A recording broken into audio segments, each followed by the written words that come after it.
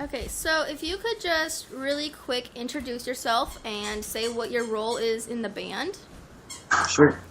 Well, I'm Colton. I'm the bassist of Far From Fearless. Yeah, I mean, yeah.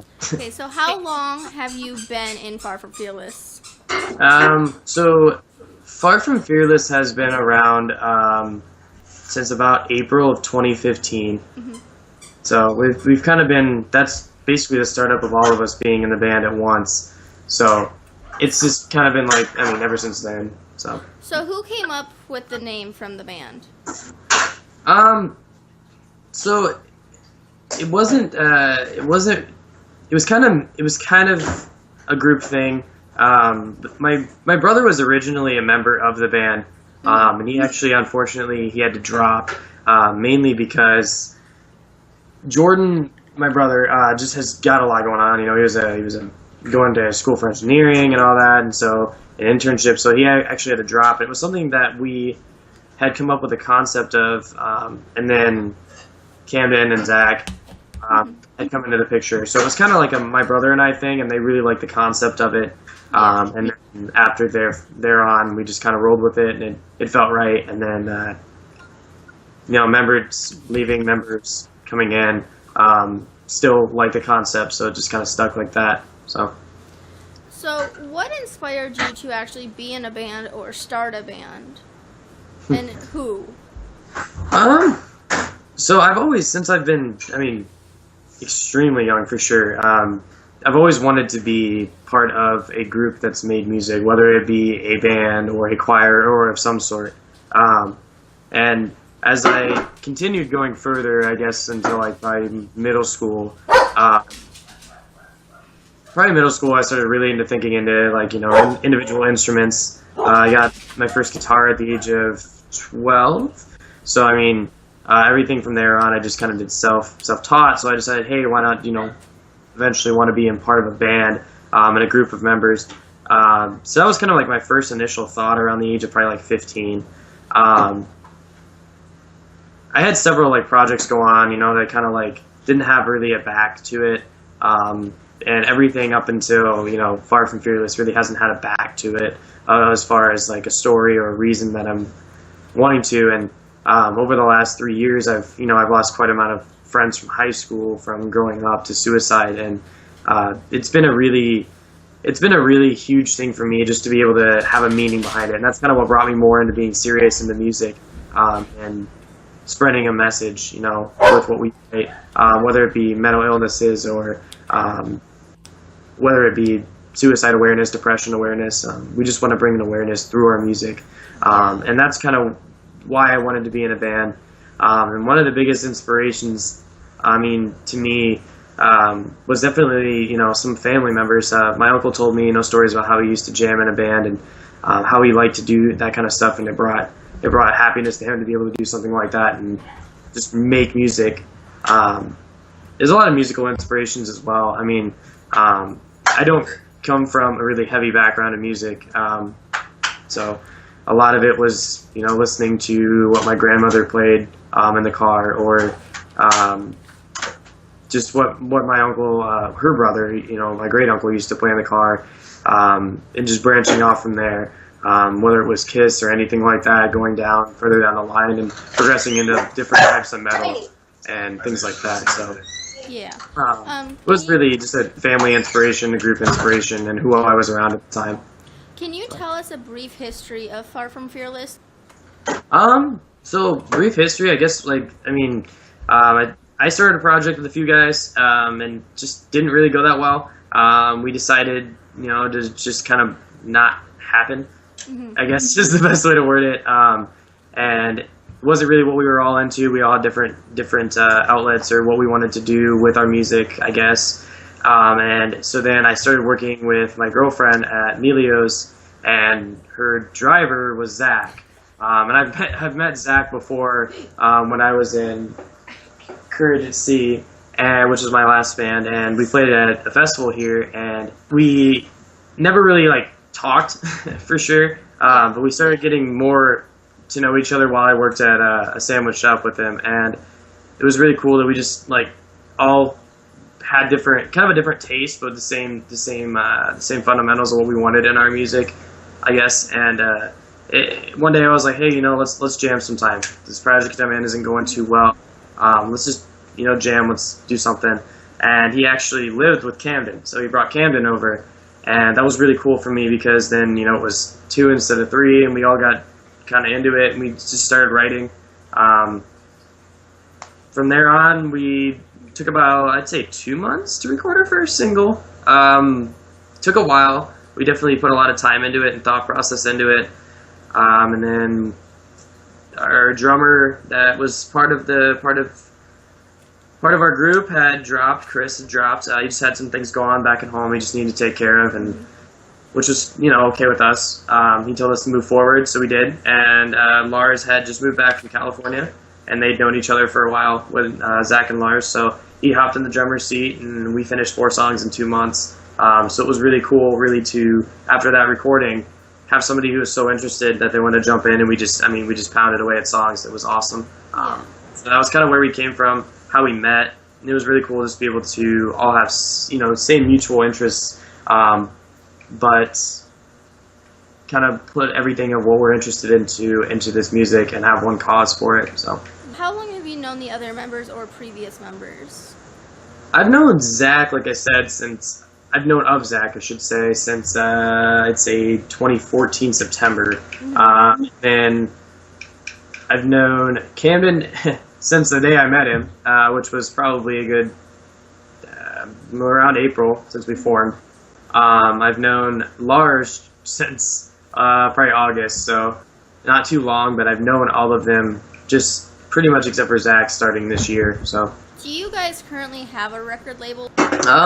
We're not really, we're not signed. We don't have a label or anything like that. We're not really any part of, I guess, any music labels as far as that goes right now. But we are part of some different organizations that deal with music themselves. So we partner with Jared from Hope for the Day to bring the awareness for suicide and depression awareness and mental illness awareness.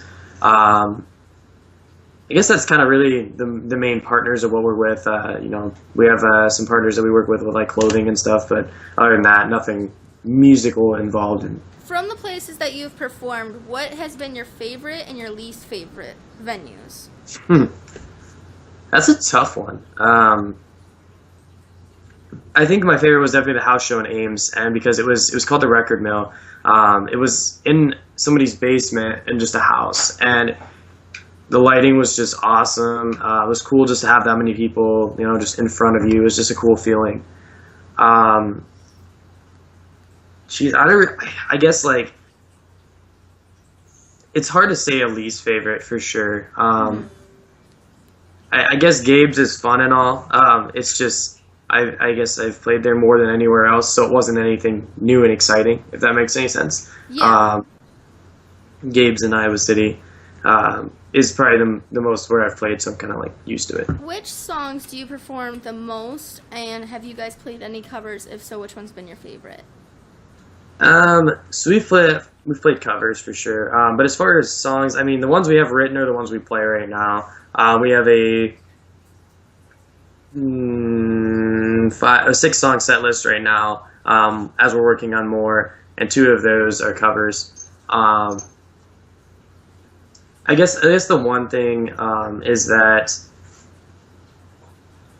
we have played covers, but we're kind of we play every song at the same time, so it's not really anything we play more, I guess. But with the covers we've done Bulls on Parade by Rage Against the Machines quite a few times. We do it every show, which seems to be one of our most popular ones because it's a throwback. We also do Boneyards by Parkway Drive, so.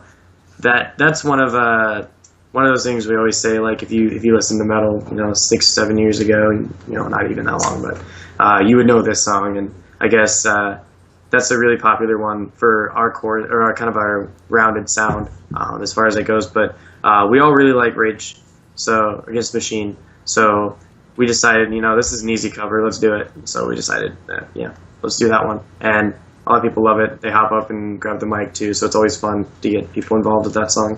So, who writes the majority of your songs, and what are the themes for those songs? Zach is definitely the mastermind as the foundation goes. He's incredible. Emphasis on incredible. He'll come into practice with like, hey guys, I've got like 30 riffs, and we're like, oh shit, you know. So we kind of don't know as far as where his spectrum goes. He's just all over the place. So I mean, he's just nuts. So I would definitely say majority between him and Camden. I mean, him and Camden with just going nuts on guitar parts, and then we'll work together on bass. So majority of Zach with strings and anything else. But Lars is on his own with drums. I mean, he's just nuts with it. So he'll hear something once and it's on takeoff, So, and it all helps that we all have background in music theory. So it's really nice to be able to have that. Drums for sure is all Lars. The strings is kind of like a piece of all of us for sure. What is the music making process like?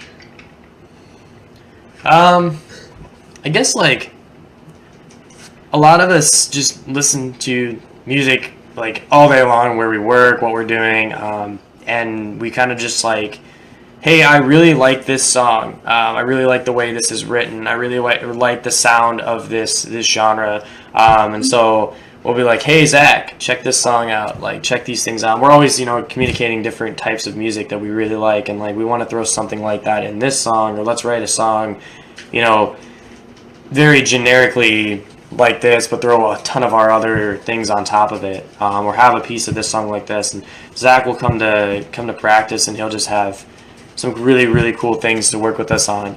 And that's kind of how we like start a lift off on a song. But we also obviously like come up with our own riffs from scales and stuff like that. That's kind of how strings and like that all comes together. And we kind of piece riffs together, and that's kind of how we write. We all just throw things out there, and whether it's verbally or instrumentally, just showing somebody something, and it just takes off from there, I guess.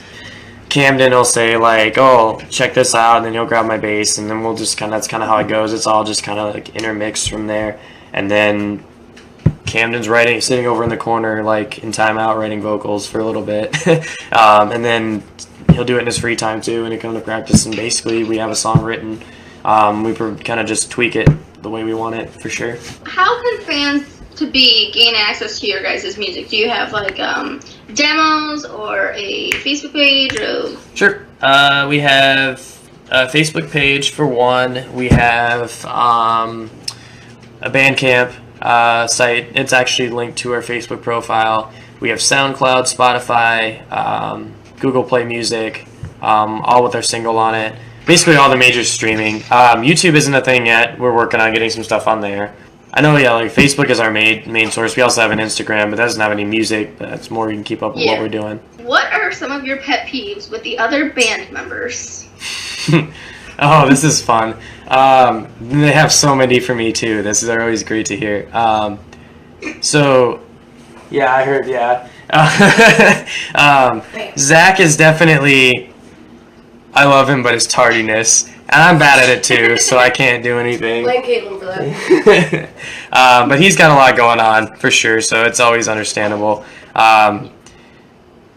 Camden, I guess, leaving his monster cans all over my kitchen is always great. I mean, I'm not going to complain too much, though, because it's 5 cents a can that I didn't spend money on.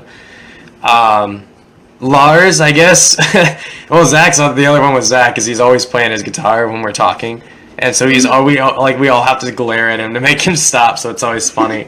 And Lars is he's not the typical drummer where he never shuts up.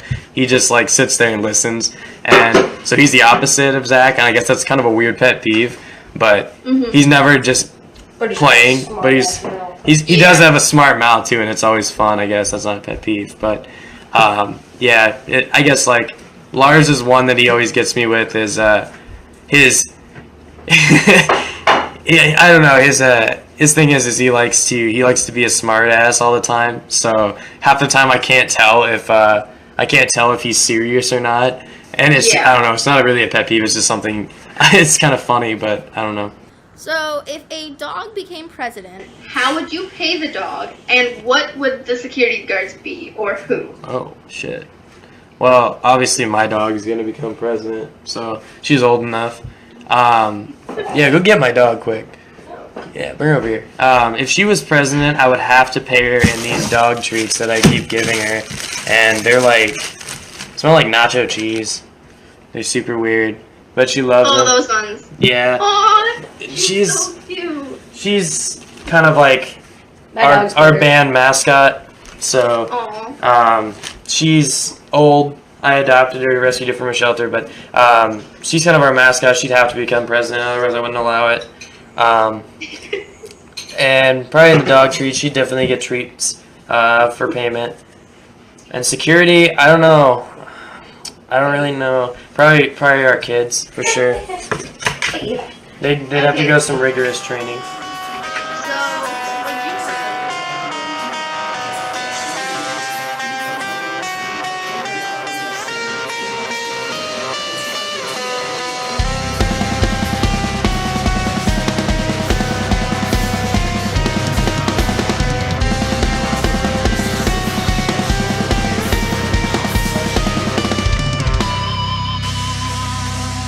Thank you so much for watching this interview with Colton from Far From Fearless. Don't forget to like, subscribe, and go check out the band and the links down below.